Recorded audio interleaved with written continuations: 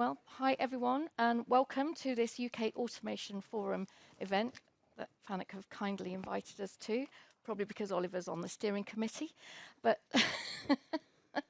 in case you haven't heard of us, we launched this year. This is our final event of the year. We've had 7 so far, covering all kinds of different topics. But today, obviously, we're concentrating on young people and trying to attract them in. And I'm very happy to say we've managed to. We've tracked 3 down to get. So I'm not dissing you, Scott or Rosa or me, but we've got 3 of them here to be with us. We try and discuss topics that are relevant. That we're not trying to flog anyone anything. We're just trying to impart knowledge through a discussion, which generally often brings up better things than just someone sitting here talking to you. So it is a massive topic, as we all know, and without attracting young people in, this gap is going to get wider and wider and wider. And certainly it's all very well everyone wanting to go into Formula One or whatever, but who wants to work on a Coca-Cola line or in what I'd call proper, food and drink manufacturing and Amazon and Vision and places like this that don't, it's almost like a twilight industry, isn't it? Who's heard of it? They just don't imagine anything beyond drinking that drink or eating that pie. They're not thinking of ginsters. They're not thinking of that kind of thing. So we really have gathered an expert panel of you, Rosa, obviously expert, and Scott. And I'm going to ask them to introduce themselves because that always works better. So I'm going to start from that end. Obviously, you've heard from Rosa. But if you just give me a couple of your titles, that will. As we'll be running out of time, Yeah. Rosa Wild, so FE Principal and Dean for STEM at University College Birmingham. And I'm going to ask Scott next as the token other person that isn't as young as others. You outed me as not a young person. Yeah, I know. I'm sorry, Scott. So my name's Scott Pepper. I head up the sector for process instrumentation and control at Gambika. So that's my main role, but I think I'm here today because I also head up the Young Council within Gambika, as well as Gambika's University and Industry Collaboration Group. Okay, so that's your outreach. Olivia. I'm a second-year mechatronics apprentice at Amazon. Okay, and Catherine? I'm a first-year software engineering apprentice at Scorpion Vision. Okay, and an Automate UK member. And Jason? Hi, my name is Jason. I'm an ex-international competitor for WorldSkills UK, and I'm also completed a foundation degree, which led to my employment as AAS Global. Thank you very much. So I'm going to talk to sort of the industry experts first, and then we're going to hear the real story from the youngsters, okay? So Rosa, how can engineering compete with other sectors to attract the best talent into a manufacturing plant? I know part of your previous speech was on that. Yeah, so I think it's important that we've really got to change perceptions at a young age. We've got to get into primary schools. We've got to start making it a career of choice, and so that we can do so much with primary school teachers and young children at that age, where they can sort of see the opportunities. So you've got to start making those changes then, especially when we're thinking. We've talked today about diversity and inclusion. We know that the research tells us that by the age of 12, a lot of particularly girls have decided science is not for them, and so they've already switched off. About half of girls will switch off to science at the age of 12 and 13. So we've really got to excite them in primary schools as to what the opportunities are, where science takes you, what can you do with it. And actually, primary school children are wonderful little engineers. They're always solving problems. They want to build things. They want to find out how things work. They have so many questions. So let's really link that into engineering to excite them. And let's support those primary school teachers who really won't understand what we do in engineering about how they can actually make a really exciting classroom if they start to engage in engineering opportunities. Okay, but do you think parents have a role in this as well? Parents want their kids to be lawyers and doctors and rather than engineers, which has the sometimes the reputation of, get someone to fix my boiler rather than doing exciting things. Yeah, it's a complex space to be in, isn't it? Because there are so many different things you can do as an engineer, from fixing the boiler through to, designing new technologies and coming up with problem-solving ideas. We've got so many challenges facing us in terms of sustainability, embracing new technology, building productivity in the UK. And I don't think those things always connect for parents in terms of what the opportunities are. As you say, we all know we're engineers. We know that everything we do is probably been designed by an engineer, everything we engage in our day-to-day lives. So we do need to change the perceptions of parents. I think we've gone some way. I think we're having a different conversation now about apprenticeships, particularly with the growth of degree apprenticeships. I think that's starting to become a genuine alternative.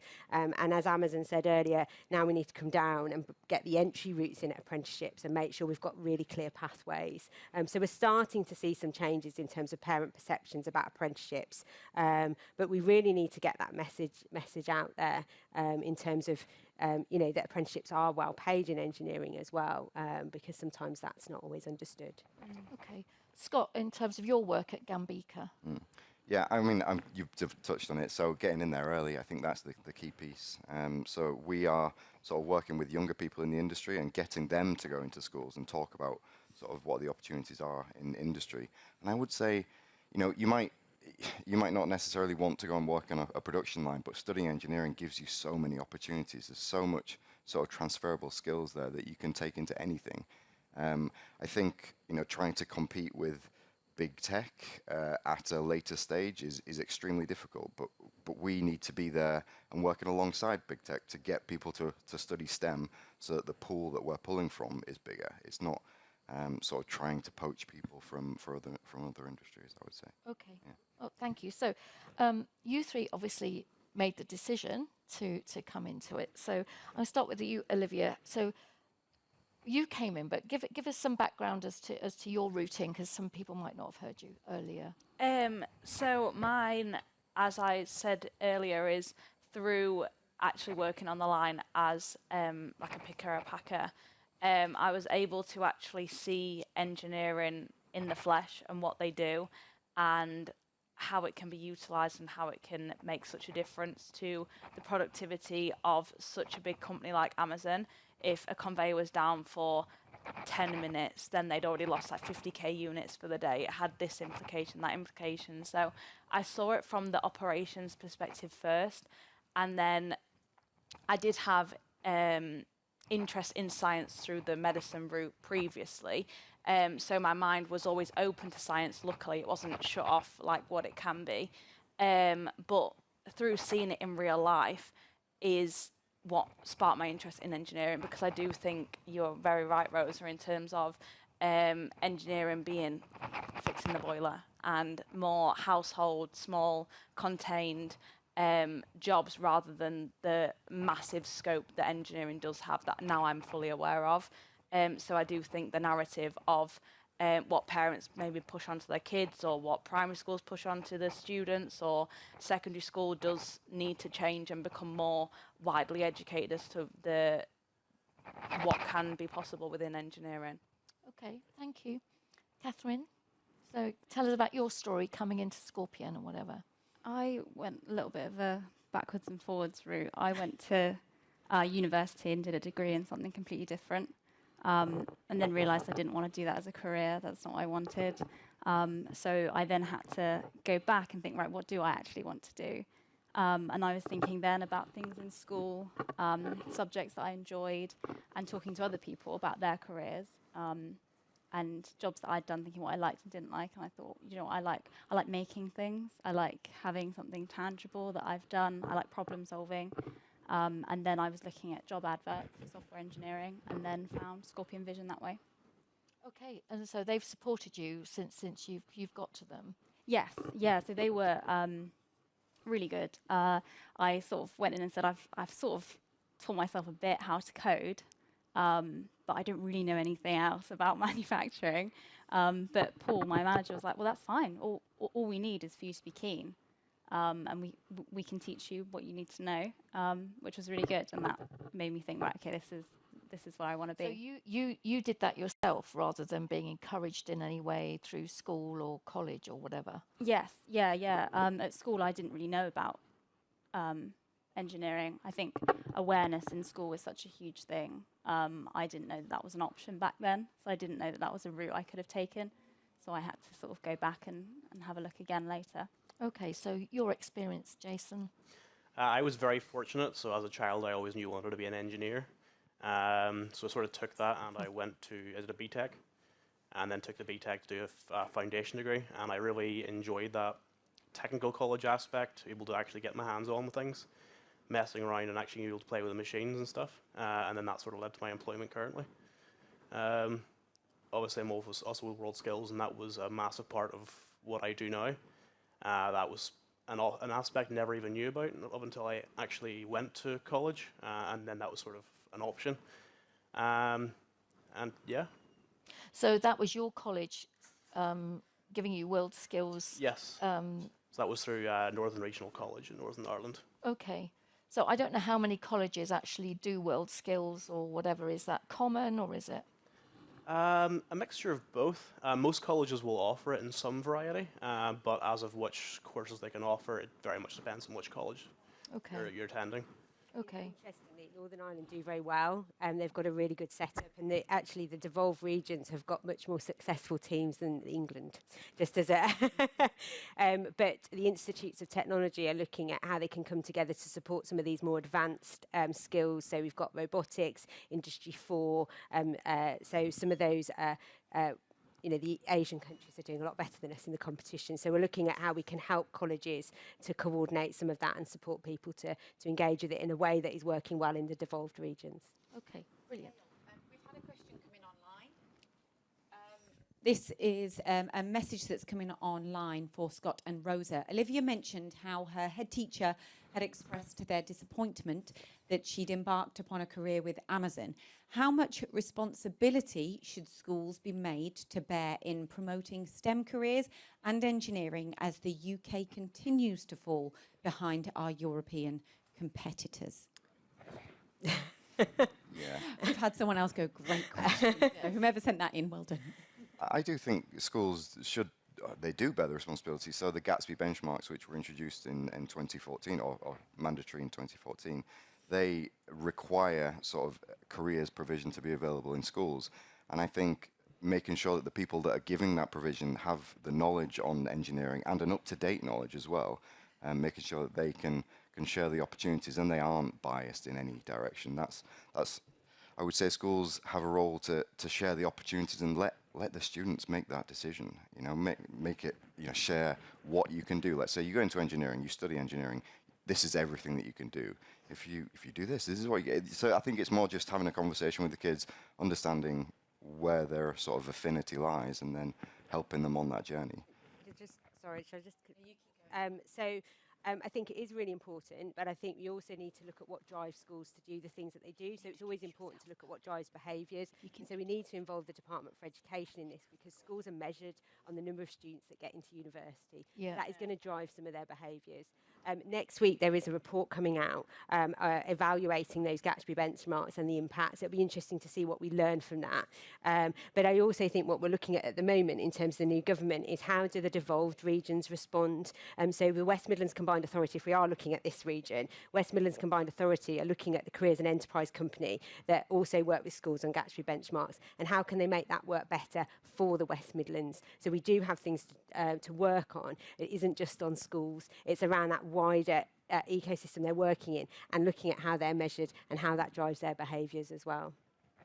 Okay. Do you want to follow up on that? Yeah, I just want to build on that earlier point because I was chatting to Olivia in the break. So my name is Peter Milligan. I specialise in career development and developing emerging leaders. Coming back to the issue around schools, I think there's a couple of things. How do we educate the educators to understand? Because many of them have never been outside the education system. So how do we make sure they understand? And I've said to Olivia she has to go back and see her ex-head teacher one day and say, this is what I'm doing, this is what I earn, I bought a house by the time I was 21, blah, blah, blah, so that the teacher wakes up, that it's not the end of your life if you don't get into university. The second part of that is what's being rewarded, because I sense that schools are measured by how many of their students go to university. Yeah.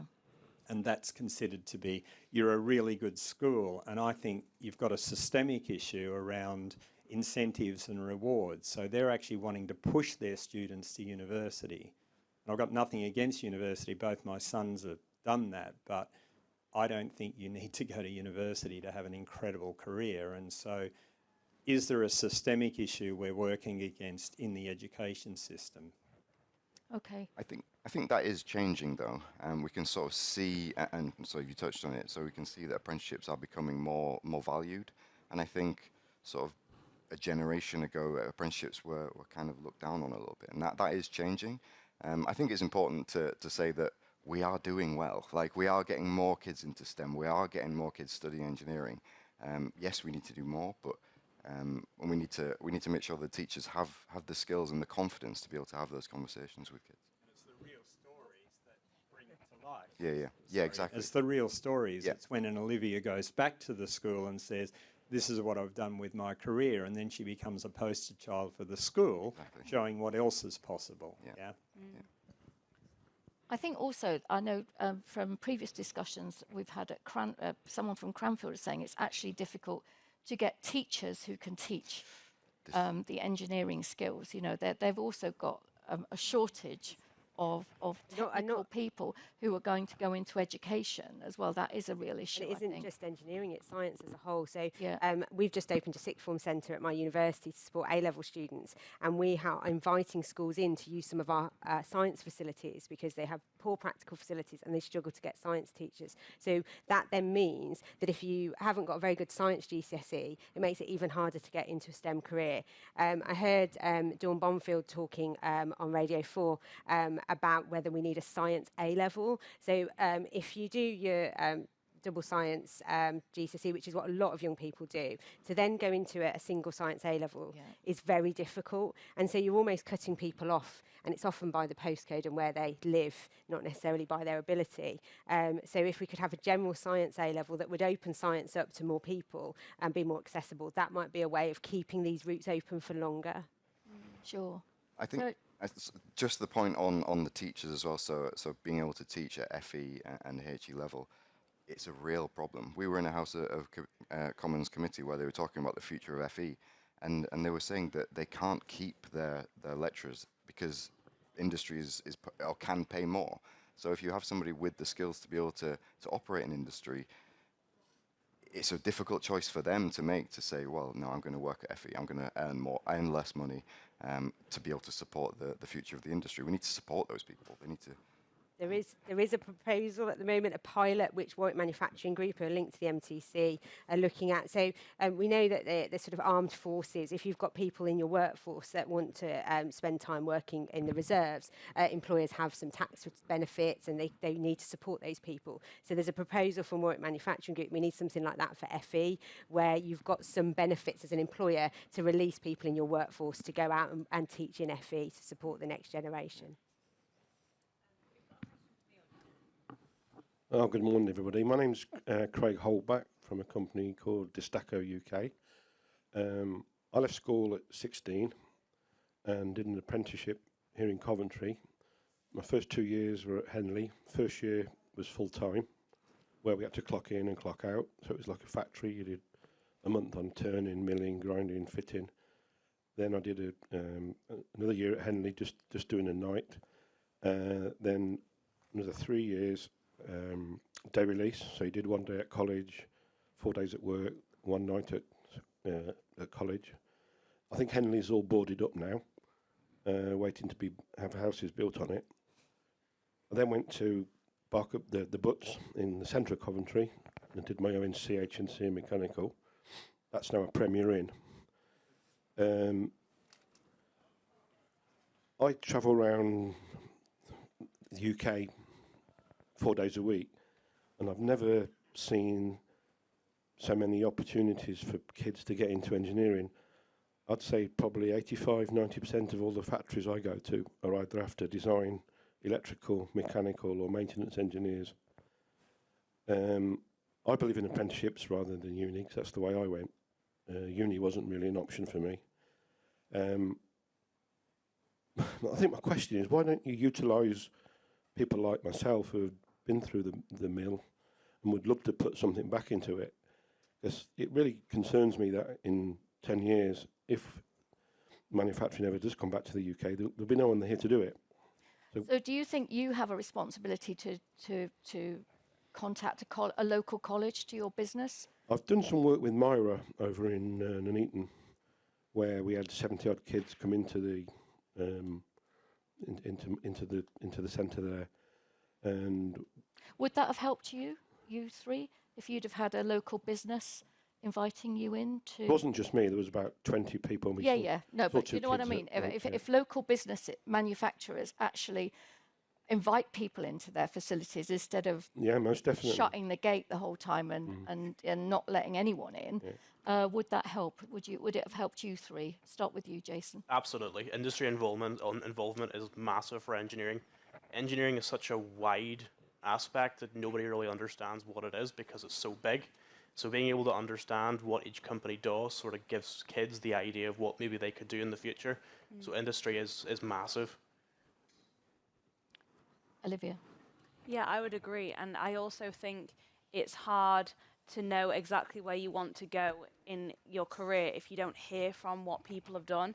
I think you can't imagine yourself doing something unless you see people like yourself doing that job, or you hear people's experiences, what they did to get to where they needed to be, because a lot of the time there's just so much information. But if you sit down with someone that's willing to teach and explain and share their experience, you can take so many pointers from that of exactly the steps that you need to go down and who you need to contact and the sort of qualifications that you should expect to earn to be where you want to be in the future. Okay.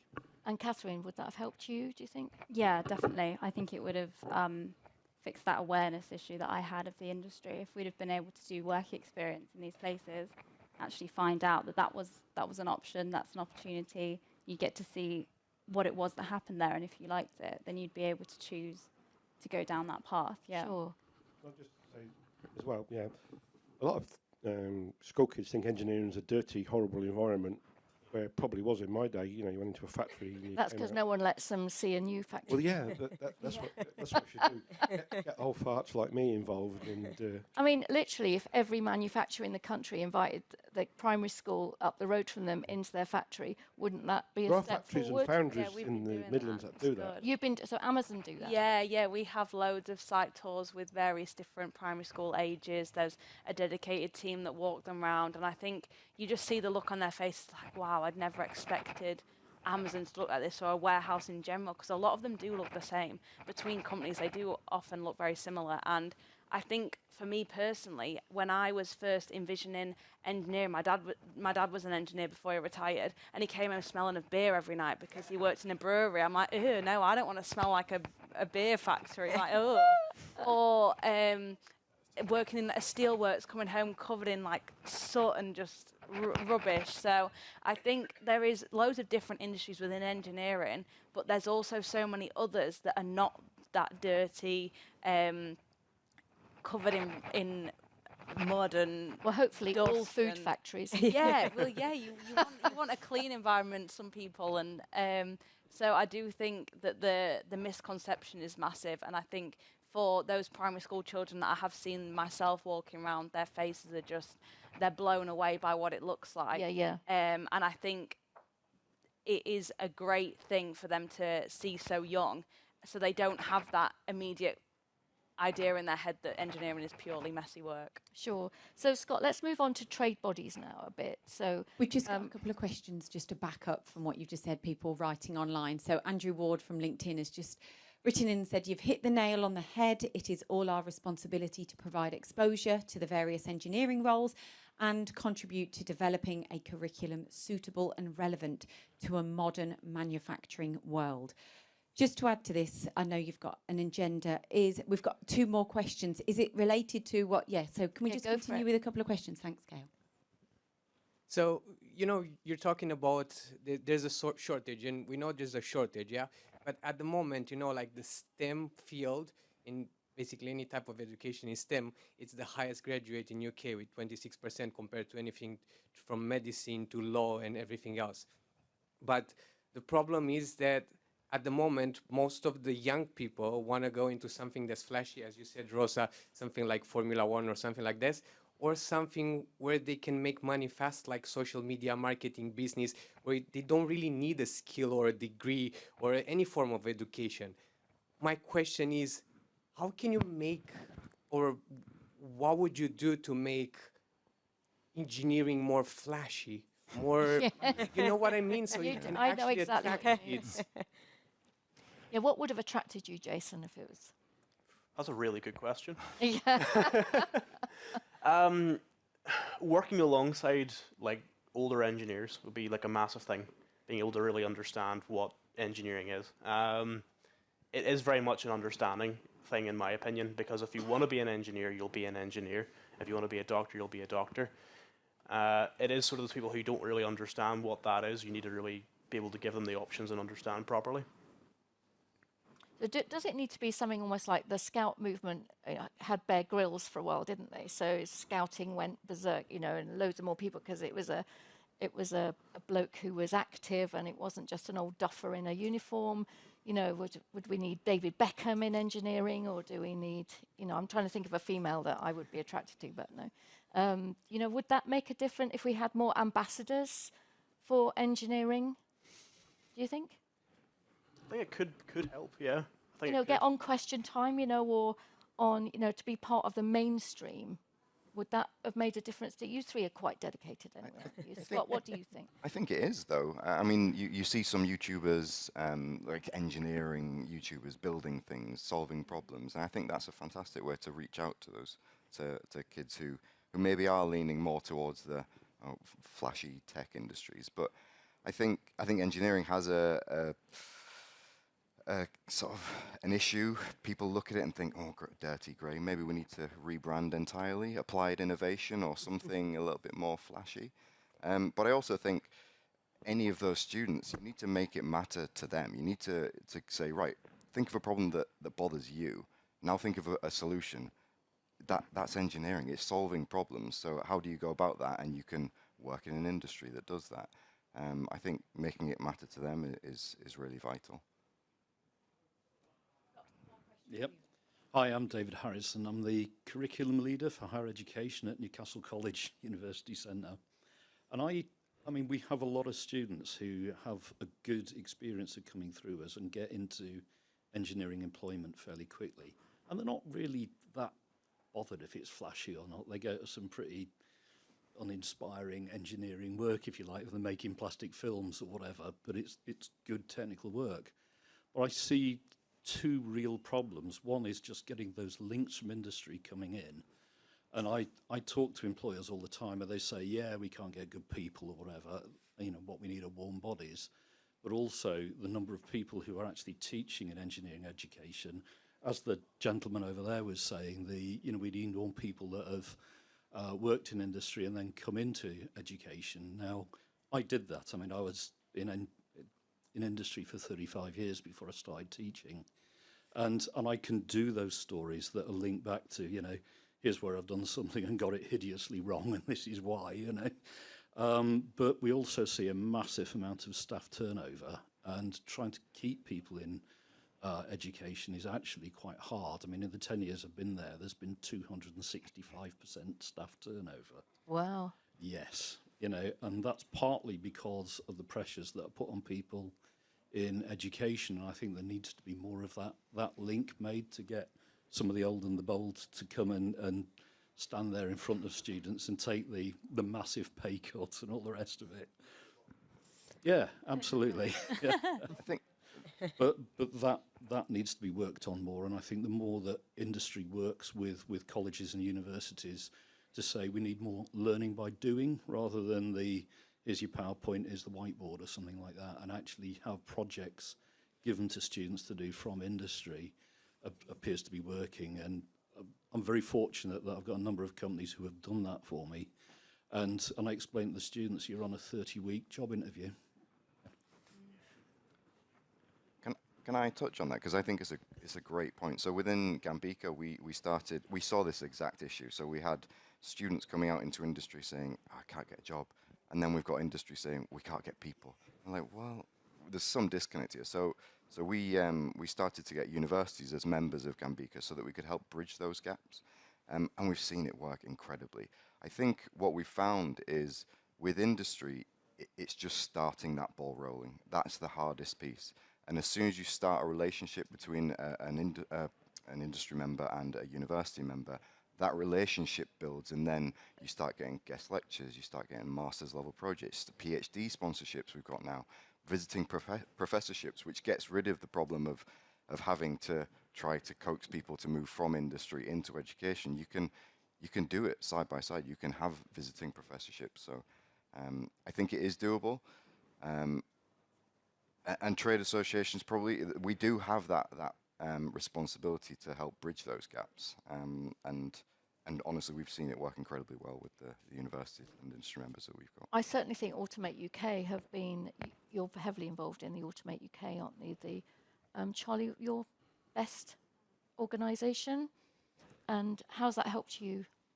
Oh, massively. Yeah. I mean, when I got the job, Automate Best came in and sort of said, "Welcome to the industry," which was really nice because, like I said, I didn't really know much about manufacturing. They offer grants as well to apprentices and people that have apprentices, so they can help you out financially. And they've also really helped with stands that they do at events to sort of say, do you want an apprentice, helping get young people in, or they go to even working with schools. So universities. Building a and network, education. isn't it? Sort of, so that you've got little alumni of apprentices, so you're not just suddenly, oh, we're a little apprentice. I'm one person in a team of 15, Yeah. So that's worked well. I think there's another question from Yeah, there. all it was is a comment online. So people like Guy Martin, James May, Kevin MacLeod, Hannah Fry are all great ambassadors for science and engineering. So thanks for the comments coming in online too. Indeed. Right, so let's move on. So we've looked at trade bodies, and we've kind of looked at education that we're not quite, they have a lot on their plates, don't they? Small manufacturers have it, or big manufacturers, especially after the last budget, they've got a lot on their plate. But let's look at, what are your expectations, you three, when you started your apprenticeships? What did you think was going to happen, and has it delivered for you? I'll start with you, Olivia. I was sort of under the illusion that it was going to be very, very, very intense, to the point I wouldn't be able to keep up, to the point where I thought, I don't know, I would get kicked off the course because I was awful, or that I just somehow wouldn't be suited to it. But I feel like the support that we have through both the training provider and my employer is just unmatched. There's constant communication between them all, checking up on how we're doing, constant checkpoints of our skills matrix, so that we're fully compliant with everything that we need to be. We're fully competent. So I feel very well looked after. I don't feel as if I'm about to fail at any second, and as if I'm out of my depth anymore. It is, the support is just amazing. I just thought I'd be left and that I'd eventually fail. So I think now I'm more comfortable in the role and what I'm learning, and that I'm on the right track. So brilliant. I think that was unexpected. And Olivia? I didn't really know what to expect going into the apprenticeship. I wasn't sure what the sort of ratio of learning to working would be. I was worried that maybe there'd be all learning or all working, but it's actually a really good mix of the both, because the stuff that you learn on your course, you can then implement at work, which really helps to sort of solidify that learning. But also at the same time, you're working with people that have been in the industry for a really long time, so they can tell you sort of exactly what you need to know and give you those industry-specific skills that I think education alone might not be able to if it's a bit Sure, broader. if it's because they've got the experience. Or Yeah, definitely. And also being able to work on actual projects. I wasn't sure if they would trust me to do anything for a while, but they actually did, and that sort of experience of actually doing work is a big confidence boost, and it makes you feel valuable. You're meeting customers on projects and liaising. Yeah, and going to sites and helping with support requests and things. So it does make you feel like you're a part of the team and that you can actually see yourself in the industry working there, yeah.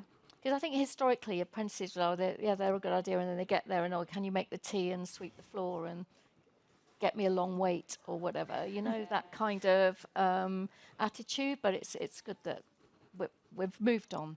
Jason, how's it been for you? What I found really interesting was how much my opinion was actually appreciated, and how much industry, like, they really appreciated the new, different perspective that they might have had from before. Especially with me with World Skills, I had the automation perspective that wouldn't have been in the company before, and then whenever I entered the company, they were like, "Wow, I didn't know you could do that," which was really, really great to be able to actually like be important, and that's what I found was the biggest difference. Fantastic. So it sounds like you've all had brilliant experiences. And in terms of career progression, is there anything that you're looking at now thinking, or because we hear about Gen Z, you know, oh well, they'll only stay 5 minutes and then they're going to be off, and they're going to be, you know, because all they want is the money and they won't work hard and they're all useless and whatever. I just say that as a parent.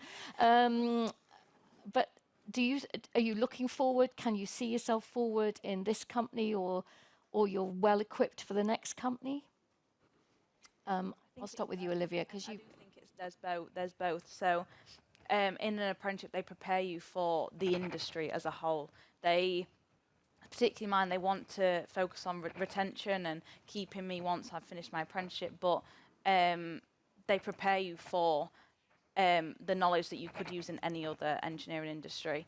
But I was saying earlier that as much as you can have like career prospects and you want to go to the top, there is so many jobs now, that don't exist yet. And within engineering specifically, that is such a major thing, that is such a benefit, is that yes, I want to be successful, I want to go this level, this level, this level, stay within Amazon, but there is so many jobs that don't exist within my company, but then also everywhere else. Yeah. So I could sit here now and say I have this dream within engineering, but the constant evolution and the constant progression, a new role could be there in 10 years' time that is crazy for me to even think about now, that potentially could be my job. So I think that is very rewarding and exciting to think about as someone that does want to be successful. Sure, because, you know, historically people trained to be a welder, and 30 years later they retired as a welder. Yeah. You know, whereas now they train as a welder and then they're moving on to something else or something else. Olivia, what do you think you're looking forward? Catherine, sorry, I was looking at Olivia and I spoke to you. Catherine. At the moment, I'm just really enjoying doing the job. I think you can't underestimate the job satisfaction that you get from it, and just that, I think, is enough to stay in the industry. With my particular company, they offer like so many opportunities for further learning and trying out different things. Yeah. So I think that where I am is a good place for me to stay, to keep learning and progress my career that way. Okay, well, I'd also like to point out to the audience actually that, you know, Amazon, you know, massive company, you know, lots of opportunities, but you're working for an SME who is providing that for apprentices in their business, which I think is important, because I think SMEs quite often, you know, we've got no money, we've got no time, we've not worked, and look, if SMEs put the time in, you could get lovely people like this in your business. Jason? At the moment, I'm very happy what I'm doing. I work for a very small company, so I get to do a lot of different things that most would be multiple different jobs. But the big thing for me in engineering is how fast there is and how much you can move about the place. And it doesn't matter what your degree is, it's what your experience is. Like, I qualified as an electrical engineer, but I'm doing mostly mechanical stuff, and that's, you wouldn't expect that if you're like a doctor. You couldn't really go into a veterinarian kind of position. So or the other way around. Yes. But that's sort of the big thing for me. It's just it's lifelong learning. It's constantly learning and going forward. Okay, thank you. Rosa, do you think this government is going to make any difference? Let's throw that in there. That's a big question. I think the difference we're seeing is that they are listening. They want to hear from industry. They want to hear from FE colleges and universities. So, you know, it's very early days. I think Tom said earlier, you know, it's hard to see where we're going, but they seem to have the right intentions. They do want to consult. They genuinely want to consult and listen to what we need. So I would hope we'll start to get some more clarity in terms of how they're going to apply that industrial strategy, how we as FE colleges and universities respond to that, how we link everything together. Be interesting to see how Skills England develops and how they start to influence some of the decisions that we're making in the skills space. Okay. I think there's someone else with a question. There is, thank you. Catherine on LinkedIn has asked a question. Should student pipelines be rewarded to motivate businesses to invest in apprenticeships as a skills stream, tax breaks, etc.? I'll have a go at that one. So I'm going to do a little plug for T-levels while I talk about it. So please do engage with T-levels. So I think T-levels were mentioned earlier, and it's a really good pipeline into apprenticeships. It's a good try somebody out in the role before they come in as an apprentice. And engineering T-levels are one of the most challenging T-levels to get the number of placements that young people are demanding. So engineering T-levels are really popular with young people, and colleges are struggling to meet the demand with placements in industry, particularly in manufacturing. So please do speak to your local college about whether you can offer T-level placements. But I think that's part of what the government's talking about in terms of listening. So there was going to be quite a fast pace in terms of switching off BTECs and just solely relying on T-levels. And the concern from the sector, the FE sector, is that that would limit the number of vocational learners that could study engineering because there is a limited number of placements. So we're hoping that they might slow that down a little so that we can really ramp up the number of placements that are available. T-levels are a brilliant route into apprenticeships as well as university. But unless we have really good quality placements, we're going to actually reduce the number of 16, 17-year-olds who might be able to study engineering. So all of that needs to be taken into account. And I think that's where the tax breaks and things like that, the current government might look at doing things like that, how to incentivise industry to engage in things like T-levels and work experience and supporting schools and colleges and universities. I do think on that, I think some consistency would be valuable for industry. I think it's hard for industry. Obviously, they want to engage in everything, but when there's so much going on and so many changes constantly, it's really difficult to say, right, we'll put all our efforts into here. Yes, and I think I guess that's the other thing actually we're seeing from government. So I was with the West Midlands Combined Authority last week, and they're talking about 3-year financial settlements, and we're used to 1 year and not knowing what's going to happen the following year. And so the more that they can provide that stability for the sector, the more we can be clear with industry as to what's available.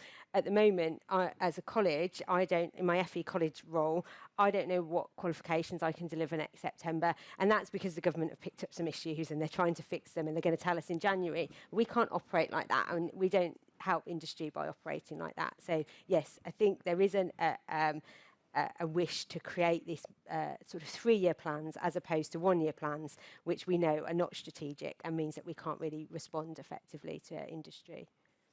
I think having a long-term sort of education plan aligned with the industrial strategy over a longer term, ideally cross-party, but we'll see what happens there, would be really beneficial.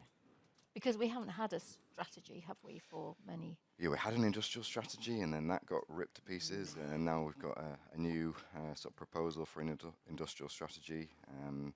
So it's going in the right direction, and I think sort of things are being set up within government to be able to support that, so that industry and government are working together on that.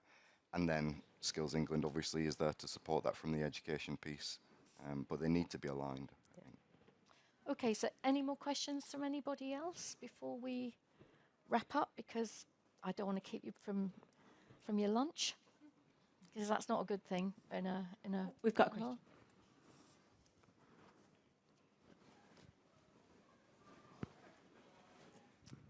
Hi, I'm Joss. I'm a second-year apprentice in a manufacturing company in Birmingham.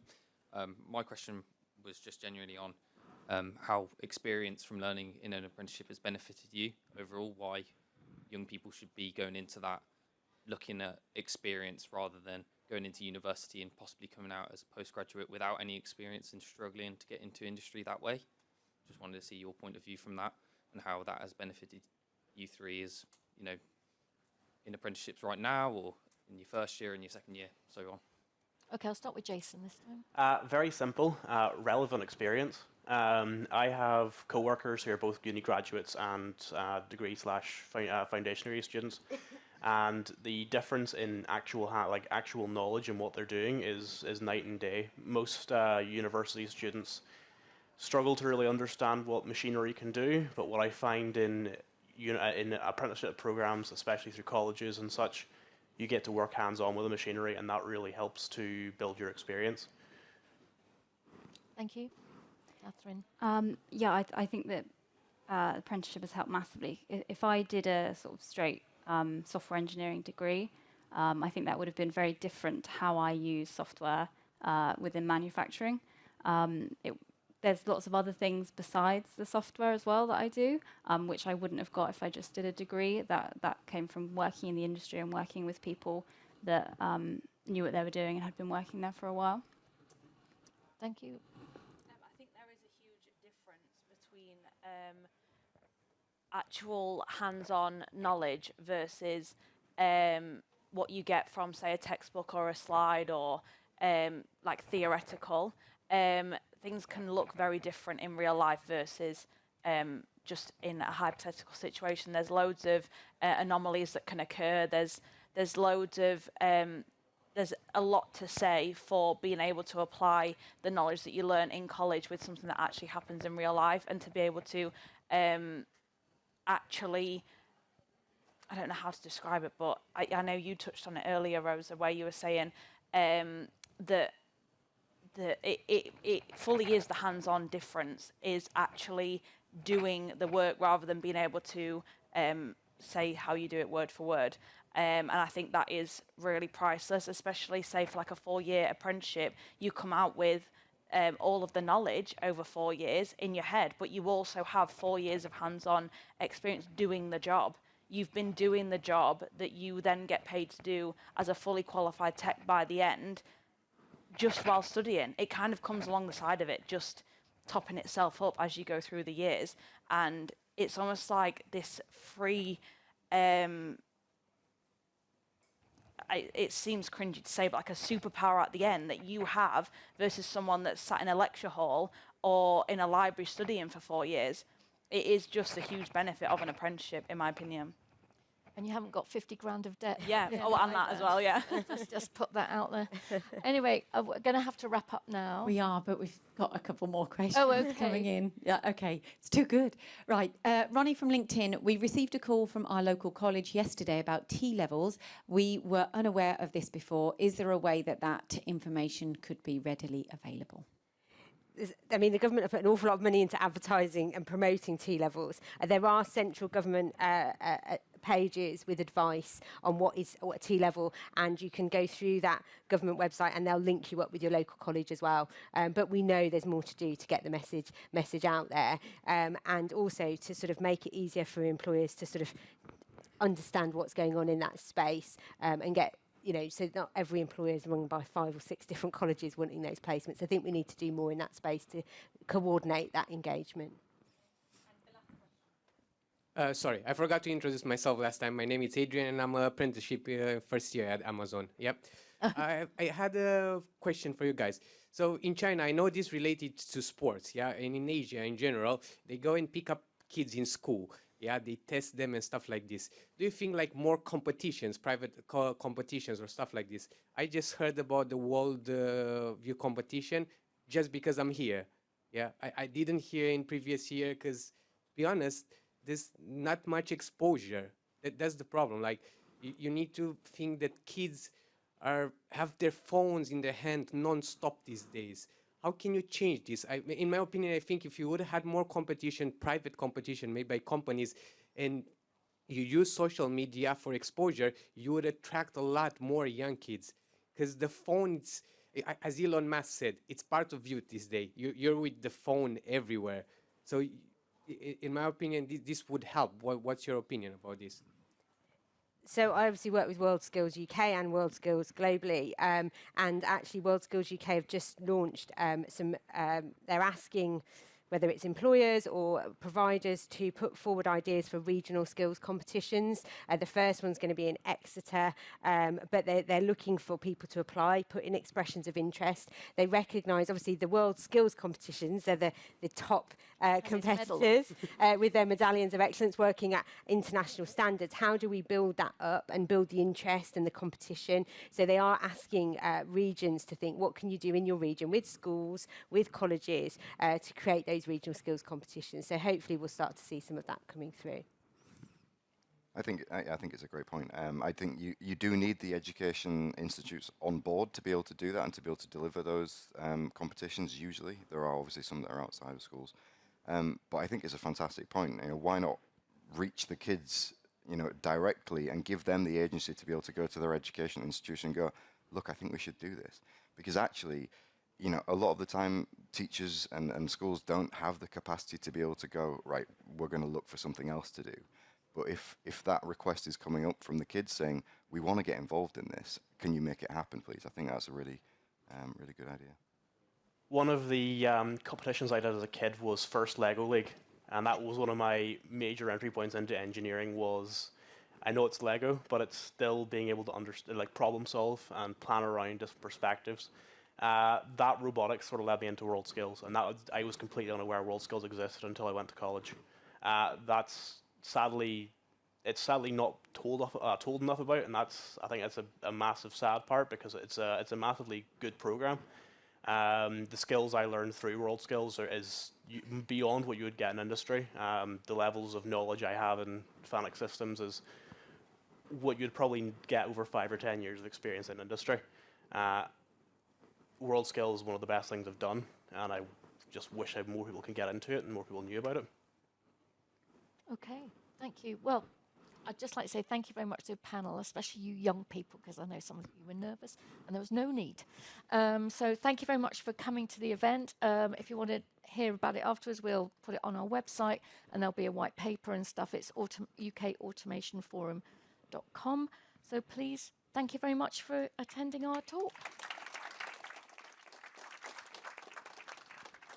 Okay, thank you everybody, and I just wanted to echo what Gail just said, that it's a big deal for all of you to come up on stage today, and thank you to Gail for hosting. Okay, so it is time, it is lunch, thank you Gail. It is lunchtime now, 12:30. If you are watching online, we're going to be taking you on a tour around the exhibition halls now. If any of you can't make it again tomorrow, then please feel free to watch online on the channels, on FANUC's channels and MTDC&C's channels, so you can watch some of the discussions that are happening tomorrow. Thank you for joining in today, and we'll see you bright and early tomorrow morning back here.